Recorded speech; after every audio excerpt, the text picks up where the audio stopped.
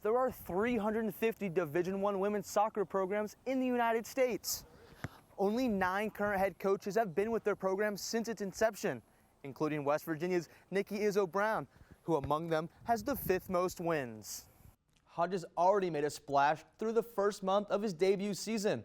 His 5-0 start marked the best for a WVU head coach in his inaugural season since 1954. Coming up on Mountaineer Playbook, I'm Dax Bolton, and I'll introduce you to a coach who's known for digging up her new programs.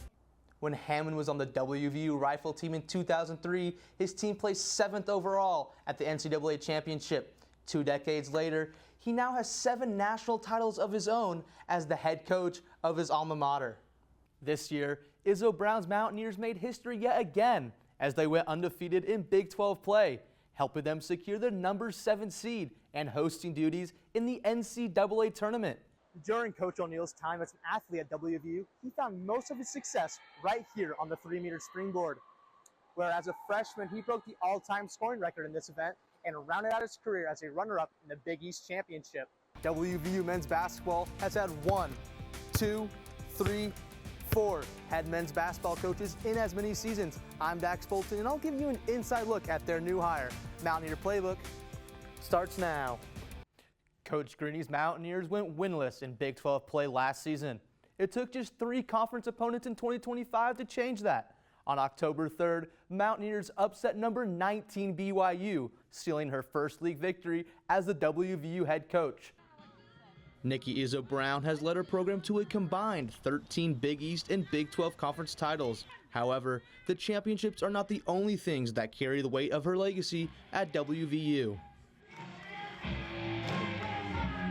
You come to West Virginia, I'm going to develop you for 4 years. I'm going to make you the best player you could be.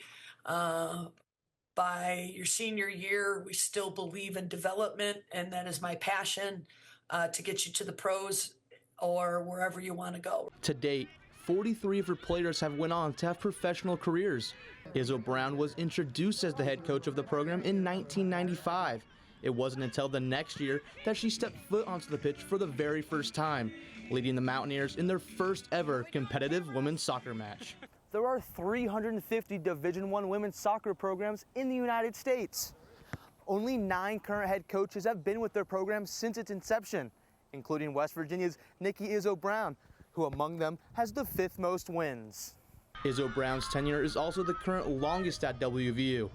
She is one of 4 coaches in West Virginia athletics history with 30 or more years at the helm of their program. Ryan Decker says it's the way Izzo Brown is able to adjust to the ever-changing landscape of college athletics that makes her success even more impressive. I think that's been the best thing about her. She's been able to adapt to the sport while also finding players that can adapt to her system and then just consistently win ball games. That's the biggest thing. She's consistently won games.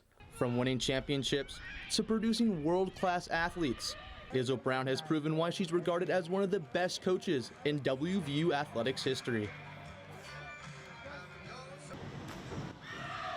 More than a decade after his WVU career came to an end, Matt O'Neill is back in Morgantown. This time, he has a new title and is in a new facility. In 2019, the Mountaineers moved to the Peak Health Aquatic Center at Milan Park. O'Neill says the combination of his experience and updated resources will help him develop the next generation of divers. Looking at the long-term athlete development and the efficiency in their training is something that I can bring in here and have a lot more tools and resources to use and really give our athletes everything that they need. O'Neill has spent the past 5 years coaching at Harvard, where he guided the Crimson to 5 total Ivy League titles. But his championship pedigree dates back to his time as a competitor. During Coach O'Neill's time as an athlete at WVU, he found most of his success right here on the 3-meter springboard, where as a freshman, he broke the all-time scoring record in this event and rounded out his career as a runner-up in the Big East Championship. WVU marks O'Neill's 3rd stint as a collegiate head coach. Amanda Kulik, the head coach at his previous stop, Harvard, knows firsthand how O'Neill's unique and creative coaching style leads to winning results. It's an integration of challenge and progression, but also fun and joy. And so he keeps the mood very just positive. He has, he's given out little, rocks to the team that have, different sayings. Like he has them drawn. It's like perseverance, love. And it's just, he's very creative in how he coaches. O'Neill looks to breathe new life into the diving program and is happy to be back where it all began, Morgantown, West Virginia. A new year, a new coach. Ross Hodge enters the season as WVU men's basketball's 24th head coach in program history. With his arrival, he looks to bring a familiar style of basketball back to Morgantown. We have high expectations defensively. We challenge our guys that if we're going to, if you're going to win the Big 12 and you're going to compete in the Big 12, you got to be one of the best defensive teams in the country, and our guys have really bought into that. To go along with his 80% career winning percentage as a head coach, Hodge's previous team, North Texas, had one of the top defenses in the nation last year. The Mean Green were a top 25 team in 3 of the 6 main defensive categories. Last season, Hodge's team had the 3rd best scoring defense in the country, allowing only 60 points per game. But they got it done on the other end too, finishing 14th in the nation in 3-point percentage. Hodge continues to catch national attention as he was tabbed as one of the best coaching hires in the country. While he has the resume to back that up, it's his personality that ultimately makes him the right fit for the Mountaineers. The ability to mold people together, and the only way that happens is if you've got a genuine guy doing that building, and I think that's really, down the road, that will be looked at as his #1 quality.